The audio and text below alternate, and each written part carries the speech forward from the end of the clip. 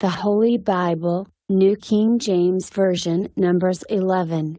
Now when the people complained, it displeased the Lord, for the Lord heard it, and his anger was aroused. So the fire of the Lord burned among them, and consumed some in the outskirts of the camp. Then the people cried out to Moses, and when Moses prayed to the Lord, the fire was quenched. So he called the name of the place Taberah, because the fire of the Lord had burned among them.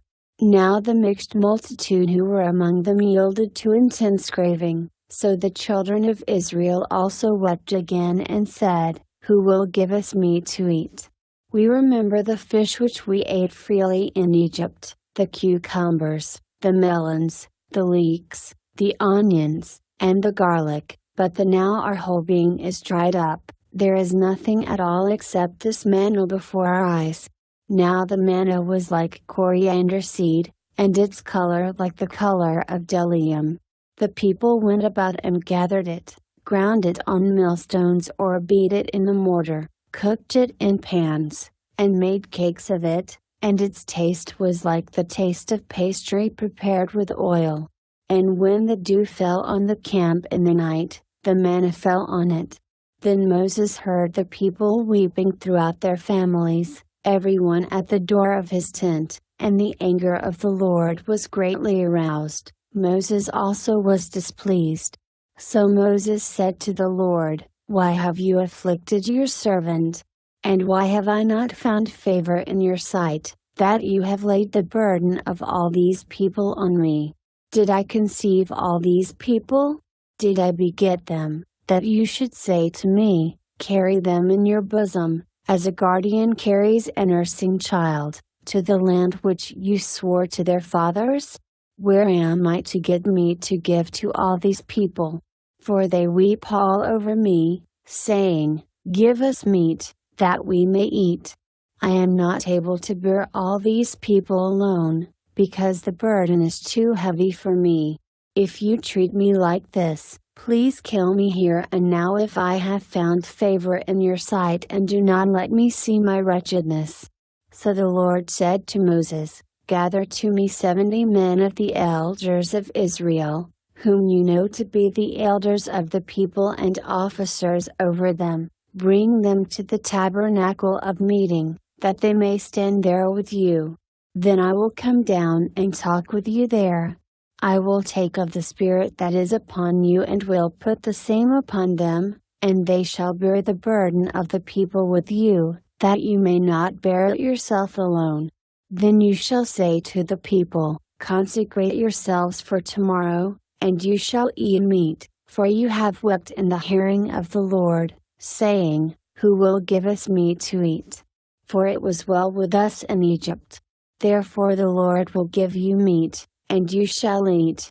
You shall eat, not 1 day, nor 2 days, nor 5 days, nor 10 days, nor 20 days, but for a whole month, until it comes out of your nostrils and becomes loathsome to you, because you have despised the Lord who is among you, and have wept before him, saying, Why did we ever come up out of Egypt?"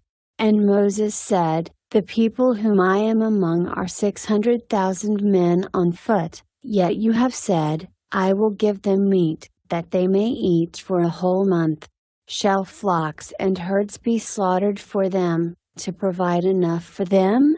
Or shall all the fish of the sea be gathered together for them, to provide enough for them?" And the Lord said to Moses, "Has the Lord's arm been shortened? Now you shall see whether what I say will happen to you or not." So Moses went out and told the people the words of the Lord, and he gathered the 70 men of the elders of the people and placed them around the tabernacle.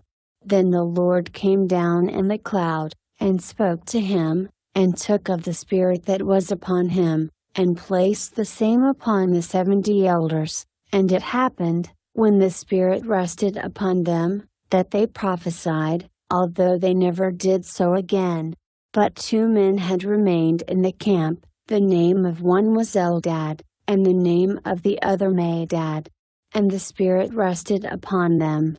Now they were among those listed, but who had not gone out to the tabernacle, yet they prophesied in the camp. And a young man ran and told Moses, and said, Eldad and Medad are prophesying in the camp. So Joshua the son of Nun, Moses' assistant, one of his choice men, answered and said, Moses my lord, forbid them. Then Moses said to him, Are you zealous for my sake? Oh, that all the Lord's people were prophets and that the Lord would put his spirit upon them. And Moses returned to the camp, he and the elders of Israel.